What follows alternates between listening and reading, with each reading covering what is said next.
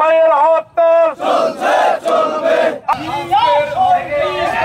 আজকের এই অবরোধ যে কর্মসূচি পালিত হচ্ছে, বাগেরহাটের সর্বোচ্চ জনগণ স্বতঃস্ফূর্ত ভাবে এই কর্মসূচি পালন করছে।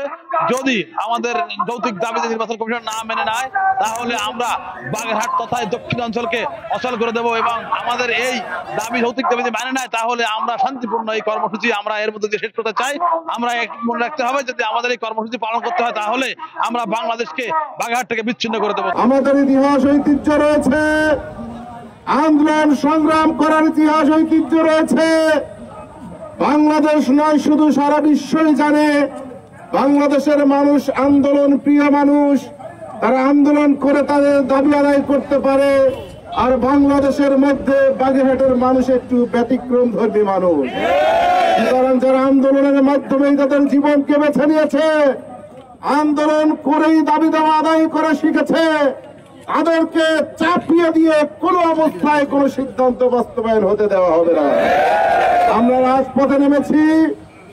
আমাদের চাওয়া 4টি আসনই যদি ফিরিয়ে দেওয়া না হয়, আজকে শুধু বাগেরহাট বাংলাদেশ থেকে সব দিকে বিচ্ছিন্ন প্রায়।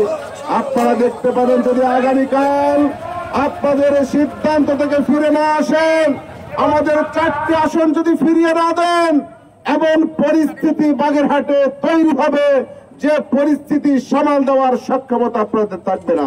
25 বছরের ওয়ারেন্টিযুক্ত দীর্ঘস্থায়ী দরজা প্রোটেক্টর, আধুনিক ও মজবুত দরজা। কর্মসূচি নয়, এটা বাগেরহাটের মাটি ও মানুষের কর্মসূচি। বাগেরহাট টিকবে, 4টি আসন থাকবে। 4টি আসন থাকবে না, বাগেরহাট টিকবে না। বাগেরহাটের 1টি আসনের প্রয়োজন হবে না, প্রয়োজনে বাকি 3টি কেড়ে নিয়ে যান। বাগেরহাটে আসন থাকলে 4টেই থাকতে হবে। কোন সিদ্ধান্ত আমরা মানতে রাজি নই। আমরা গত 30শে জুলাই হঠাৎ করে একটি সংবাদ আমরা দেখতে পাই, যে সেই সংবাদটি ছিল আসন বিন্যাসের নামে বাগেরহাটের 4টি আসনকে 3টি আসনে করার একটা প্রস্তাব সিইসি দিয়েছেন। আমরা এই প্রস্তাব প্রত্যাখ্যান করে 30 তারিখে তাৎক্ষণিক আমরা বাগেরহাট থেকে আন্দোলনের কর্মসূচি ঘোষণা দিয়েছিলাম, বিক্ষোভ করেছিলাম, এবং তারই ধারাবাহিকতায় আজকে আমরা রাস্তায় পুরা বাগেরহাটকে আমরা টোটাল শাটডাউন ঘোষণা দিয়েছি।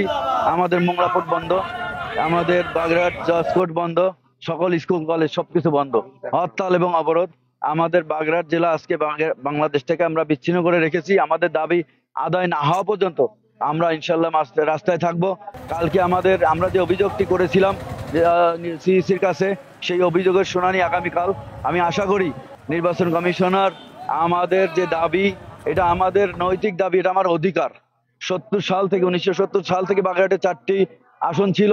সেই 4টি আসন আপনারা জানেন যে 70 সালে বাংলাদেশের যে জনসংখ্যা ছিল, বাগেরহাটের জেলায় যে জনসংখ্যা ছিল, আজ তার থেকে আরো 4 ডবল জনসংখ্যা বেড়েছে। আমরা ভৌগোলিক অবস্থানে আছি বাংলাদেশের মধ্যে 6ষ্ঠ স্থানে। আমাদের বাগেরহাট জেলায় বৃহত্তর মোংলাপোর্ট, দ্বিতীয় বৃহত্তর মোংলাপোর্ট। আমরা বাগেরহাট জেলা চিংড়ি উৎপাদন করি 70% টোটাল বাংলাদেশের। মোংলায় আমাদের ইপিজেড। বাগেরহাটের যে অর্থনৈতিক চাকা আমরা চালু রাখি, এটা সবকিছুই বন্ধ হয়ে যাবে যদি কিনা আমাদের আসন ফিরিয়ে না দেওয়া হয়। আমাদের একটাই দাবি, যে আমাদের 4টি আসন ছিল এবং থাকবে। আরেকটি দাবি আমাদের আছে, সেটি হলো ভৌগোলিক অবস্থায় যদি আমরা চিন্তা করি, বিবেচনা করি, আমরা 5টি আসনের দাবিদার। এটা আমাদের দাবি যে বাগেরহাটে আগামীতে আমরা 5টি আসনের দাবি করছি। তবে যে 4টি ছিল, অবশ্যই আমাদের এই 4টি ফিরিয়ে দিতে হবে।